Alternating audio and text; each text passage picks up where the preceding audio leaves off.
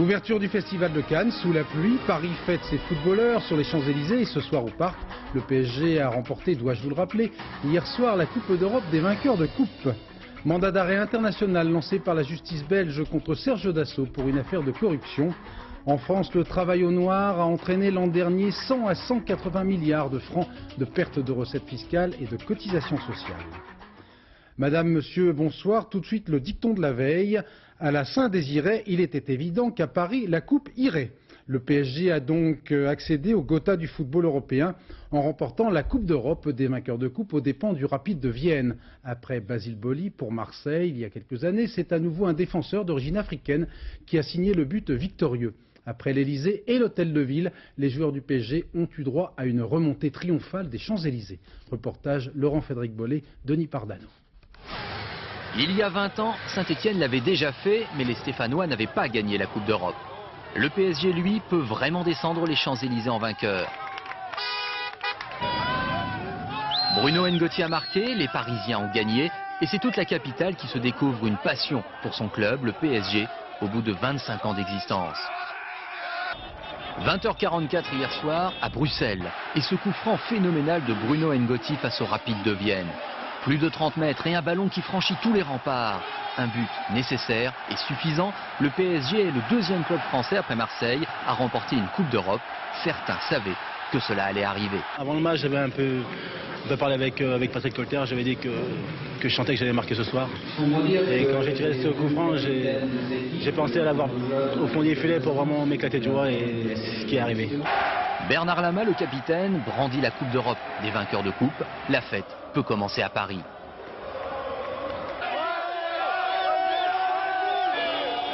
Fumigène près de l'Arc de Triomphe et triomphe tout court avec les joueurs.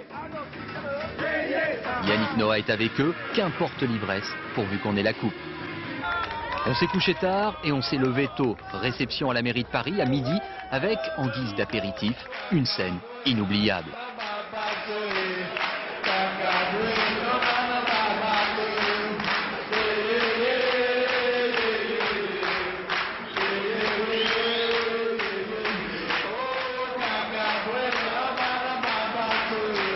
Chant d'Afrique pour une victoire française. À l'Elysée, quelques heures plus tard, on s'amuse encore avec cette fois de drôles de couleurs dans les cheveux. Comme Paris, toujours après la demi-finale, on a parié avec quelques joueurs, que si on gagnait, on se teintait les cheveux. On n'est pas allé jusqu'au bout de teinter, on a juste pris une bombe, on a coloré. Ça tombe bien, le président de la République est l'ancien maire de Paris. Il connaît presque tous les joueurs. Ils sont tous là pour la photo. Tous, non. Il manque Rai qui s'est blessé hier soir à la cheville. Le Brésilien a une manière bien à lui de gravir le perron de l'Elysée. Dehors, la fête continue. Direction maintenant le Parc des Princes pour les rois de la Coupe d'Europe. Et dans une quinzaine de minutes, nous ferons un petit tour par le Parc des Princes.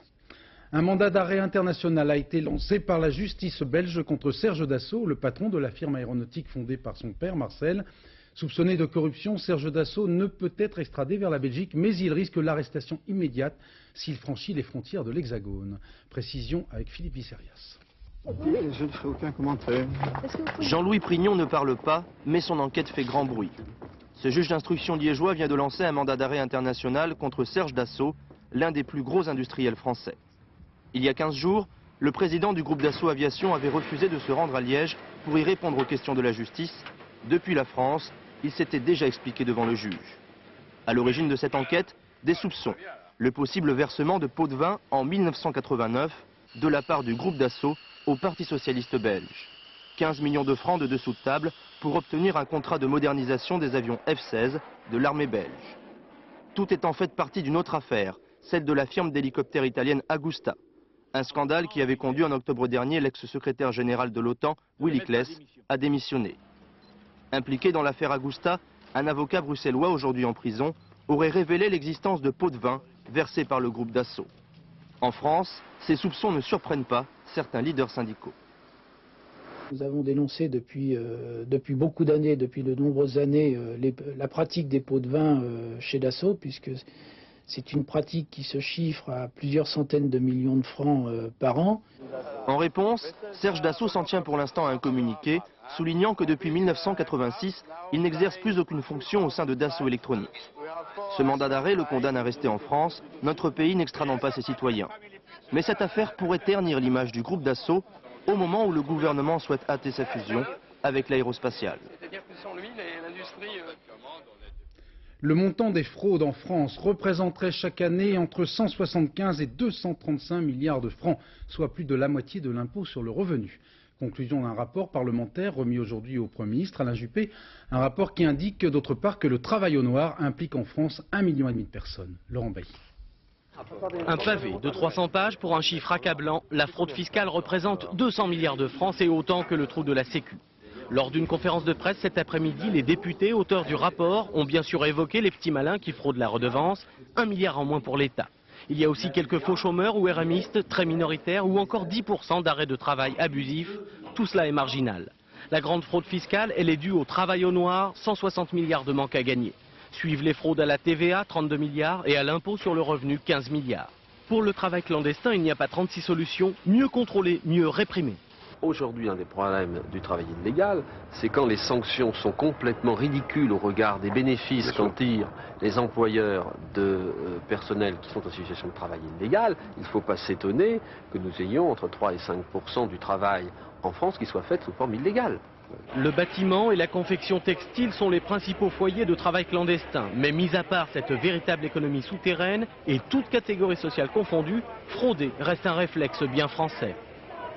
Il y a plusieurs raisons à cela. La première raison, c'est sans doute que les prélèvements obligatoires sont particulièrement lourds en France, en Belgique et dans d'autres pays, notamment le nôtre, parce que nous sommes aussi des latins et que frauder l'État, se soustraire aux obligations, ça fait peut-être partie d'une sorte de sport national. Pour lutter contre la fraude, les deux députés voudraient notamment corriger la loi informatique et liberté qui protège les individus. Objectif, permettre aux administrations de croiser les fichiers pour traquer les fraudeurs, une idée qui provoque déjà un beau tollé. L'Assemblée générale de l'ARC, l'association pour la recherche sur le cancer, a décidé aujourd'hui de procéder au renouvellement complet de son conseil d'administration après la polémique de l'hiver dernier sur la gestion de l'ARC par son président fondateur, Jacques Rosemary. Les dons se sont estimés en 95 à 50 millions de francs au lieu de 150 l'an passé. Reportage Caroline Glorion, Pascal Doucet-Bon. 21 nouveaux visages pour le conseil d'administration de l'ARC. 21 personnes, parmi lesquelles des personnalités du monde scientifique, des avocats, des chefs d'entreprise et même un écrivain. Des personnalités élues pour regagner la confiance des donateurs. Cette confiance, les adhérents ne l'accorderont plus aussi facilement qu'avant.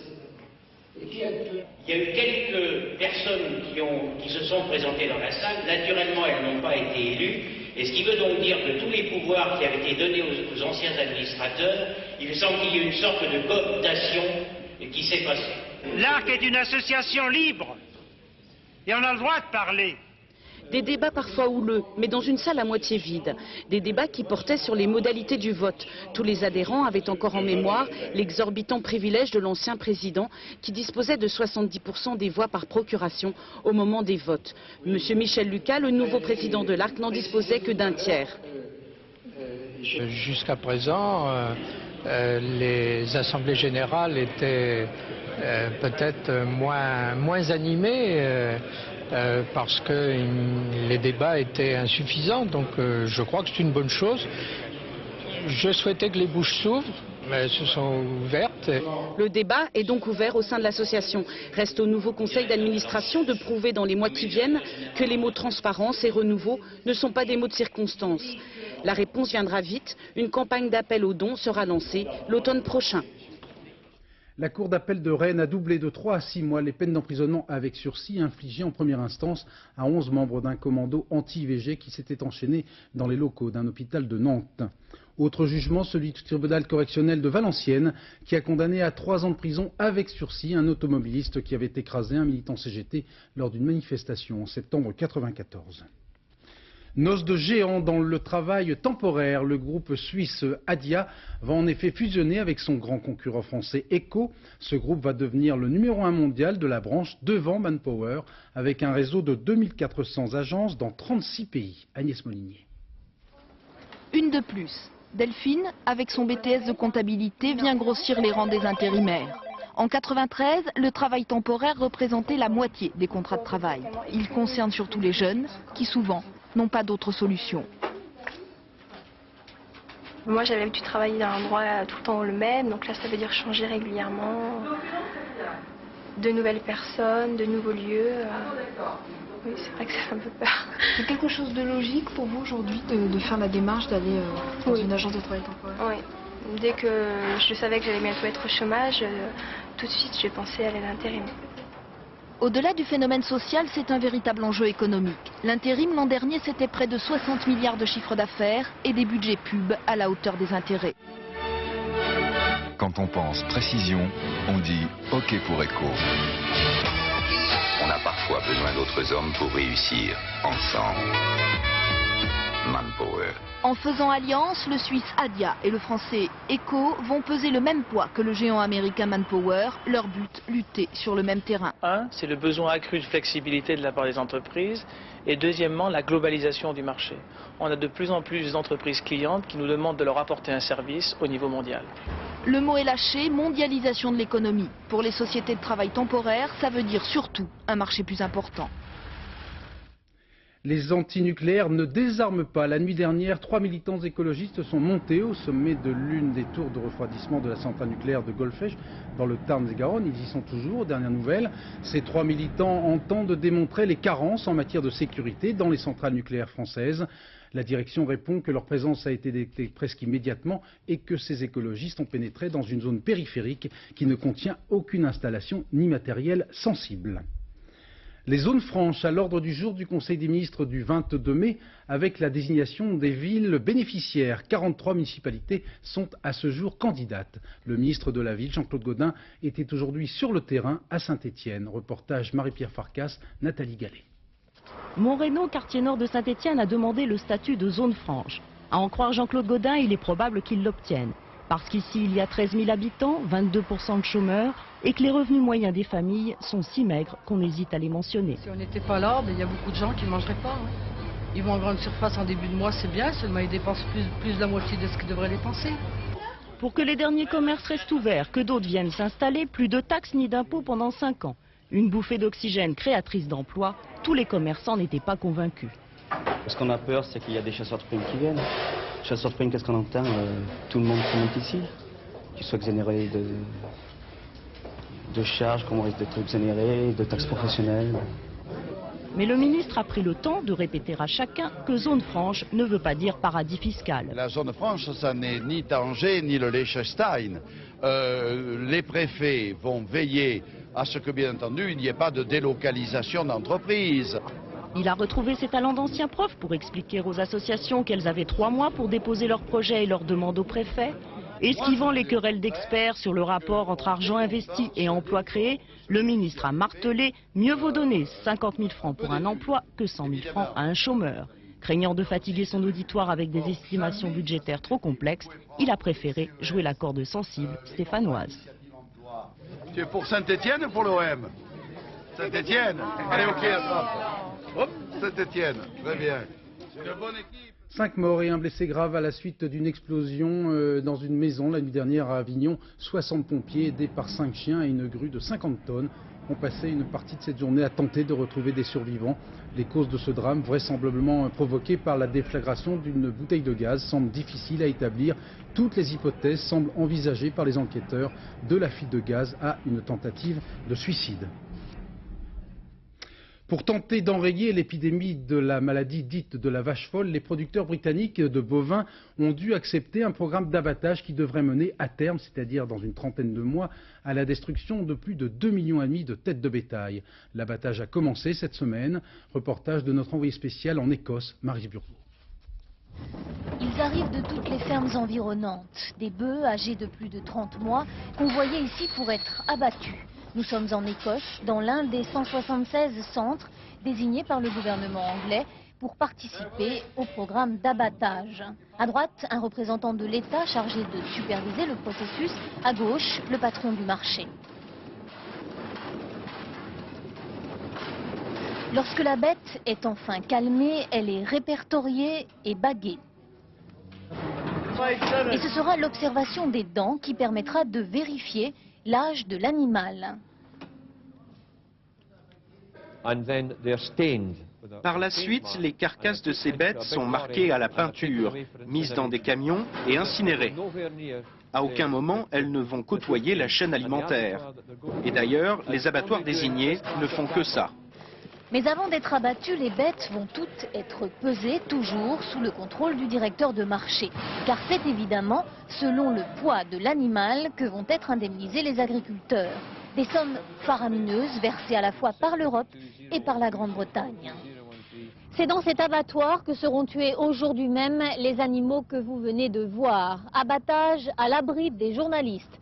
Car s'il faut montrer à l'Europe que le processus a bien commencé, il n'est pas question de laisser des caméras filmer l'élimination de milliers de bovins dont la viande finira immanquablement dans des incinérateurs.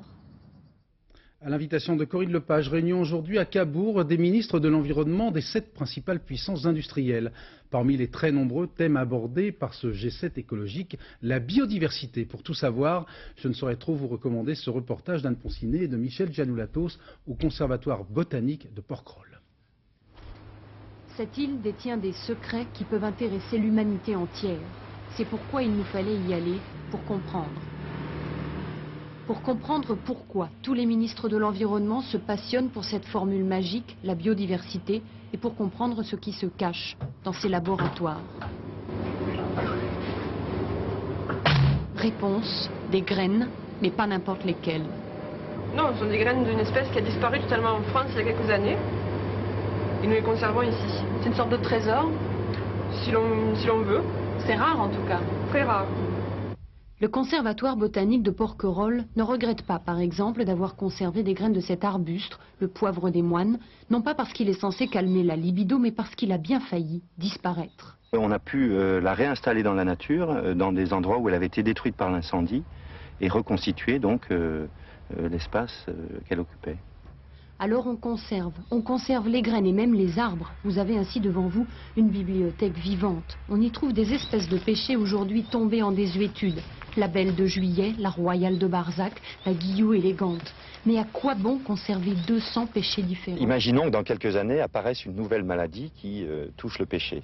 L'une de parmi ces 200 variétés différentes peut éventuellement présenter des caractères de résistance à cette maladie.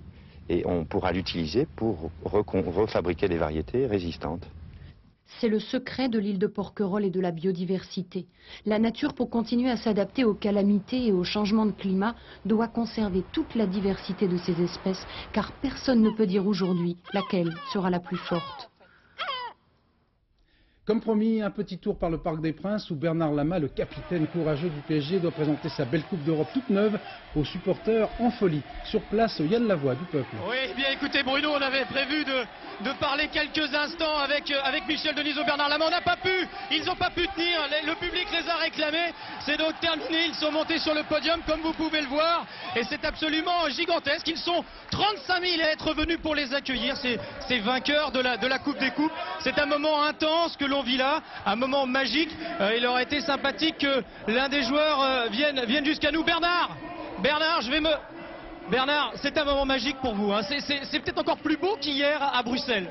C'est sûr, il est toujours très important de partager avec ses supporters. Ce soir, c'est très symbolique. Il y a, je sais pas, 15 000, 20 000 personnes.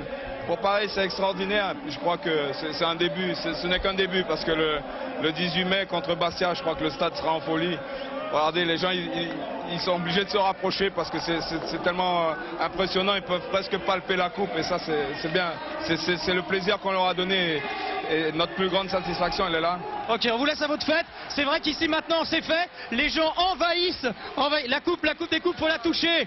J'ai ce privilège de la toucher maintenant, c'est vraiment merveilleux. Et c'est vrai que là, les supporters maintenant envahissent la pelouse qu'on n'a jamais vue en championnat, ni en Coupe de France, ni même en Coupe d'Europe. Ils pourraient même risquer une suspension si des délégués de l'UEFA les voyaient. Voilà Bruno ce que l'on peut dire. Ce n'est qu'un début, La soirée va être longue ici au Parc des Princes. À vous Bruno. Bonne nuit. Le Festival de Cannes. 49e, c'est parti, cérémonial traditionnel avec la montée des 24 marches du palais des festivals devant les badauds esbaudis dont certains attendent depuis des heures et des heures. Sur place et sous la pluie, Stéphane Aumont. Honneur au président, quand Francis Ford Coppola monte les marches, on joue la chevauchée des Valkyries. Cette scène, il la connaît presque par cœur, lui qui a gagné ici 2 palmes d'or. La surprise du scénario pourtant bien réglé de la cérémonie d'ouverture, c'est la pluie. Les parapluies de Cannes se sont ouverts, Nathalie Baye et les membres du jury patientent sur le tapis rouge trempé. Question de protocole. Richard Anconina et Claude Lelouch, Pascal Légitimus, Irène Jacob, Patrick Timsit, le noir et blanc est de rigueur, Sandrine Bonner joue aussi le classique, mais en couleur. Ferme la marche de cette cérémonie d'ouverture du 49e festival, toute l'équipe du film Ridicule. Jean Rochefort est ovationné par le public, Patrice Lecomte, le réalisateur, en galante compagnie, Judith Godrèche à son bras, Fanny Ardant à ses côtés. La pluie redouble et pourtant sur ces quelques dizaines de mètres carrés se pressent des centaines de photographes, des journalistes venus de 80 pays. Car la montée des marches tous les soirs, ce n'est pas seulement un ballet d'étoiles, c'est aussi le premier feu d'une compétition.